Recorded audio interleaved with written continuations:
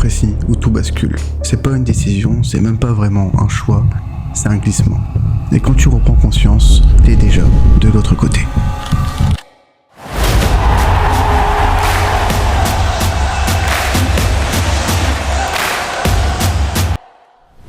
Bonjour à tous. Avant de commencer, je vais pas vous vendre du sensationnel.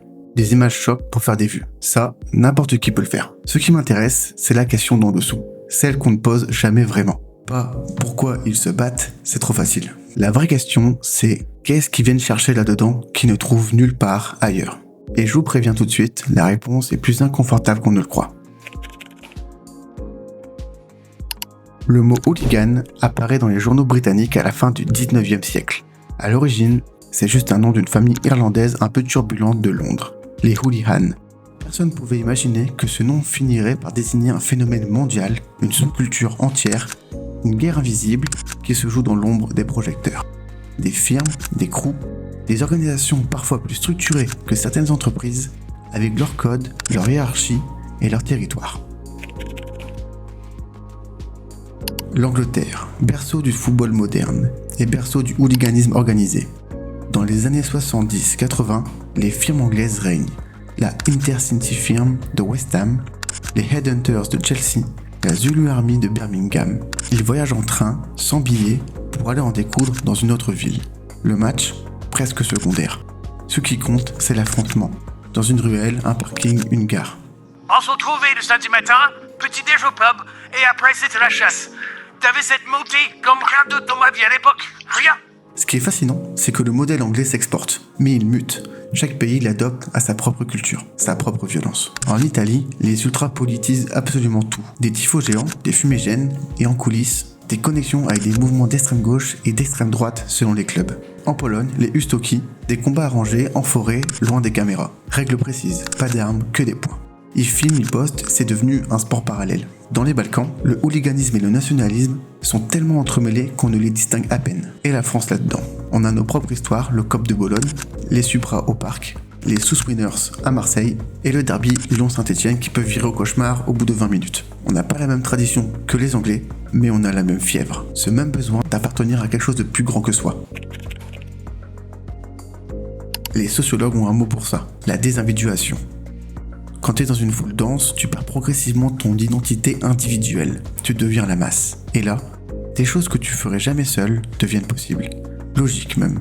Quand t'es dedans, tu réfléchis plus. T'es porté. C'est comme une vague. Tu peux plus lutter contre. T'existes plus longtemps que toi.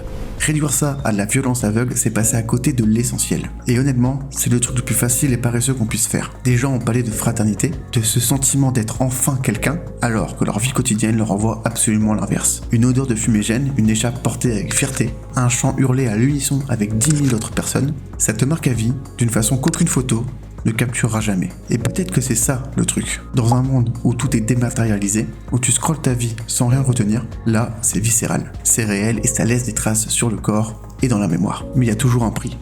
Heysel 1985, 39 morts. Hillsborough 1989, 97 morts. Des centaines de blessés chaque année en Europe, dans l'anonymat le plus total. Et pour chaque guerrier qui s'en sort, combien finissent seuls, cassés, avec rien d'autre que des souvenirs amers. J'ai 52 ans. J'ai plus de genoux, j'ai battu ma femme, les gosses me parlent plus. Tout ça, pour des samedis après-midi dont je me souviens même plus vraiment. Les stades ont changé. Caméras partout, fichiers, reconnaissance faciale. Les grandes firmes anglaises historiques ont presque disparu, victimes de leur propre visibilité. Mais le phénomène ne disparaît pas. Il se déplace, il s'adapte. En Europe de l'Est, il reste massif. Et sur internet, les vidéos de combats arrangés cumulent des millions de vues. La violence trouve toujours un chemin. Ce qui me fascine vraiment, c'est pas la violence en elle-même, c'est ce qu'elle révèle. On vit dans une époque où les communautés traditionnelles s'effritent. La famille, le village, le syndicat, la religion, tout ça recule, lentement mais sûrement. Et pour certains, où le mot « nous » a encore un sens. Est-ce que ça justifie quoi que ce soit ? Non. Clairement, non. Mais est-ce que ça explique quelque chose d'important sur ce que nous, on est, en tant que société ? Je crois que oui. J'ai commencé avec une question. Qu'est-ce qu'on vient chercher là-dedans ? La réponse est différente pour chacun. Pour certains, l'adrénaline. Pour d'autres, la fraternité. Pour d'autres encore, juste fuir une vie qui leur semble vide. Mais une chose est sûre, tant qu'on n'aura pas compris le vide qu'ils essaient de remplir, le phénomène ne disparaîtra pas. il se transformera encore et encore jusqu'à ce que l'on prenne la peine de vraiment regarder. En Afrique du Sud, il y a un mot, Ubuntu. Je suis parce que nous sommes. Tu n'existes pas seul, tu existes parce que les autres existent. Les hooligans, à leur manière tordue, violente, destructrice, ils ont saisi quelque chose de fondamentalement humain, que l'individu isolé ne tient pas. Le problème, c'est quand le nous devient une arme. Il y a un moment précis où tout bascule. Pas une décision, pas un choix, juste un glissement.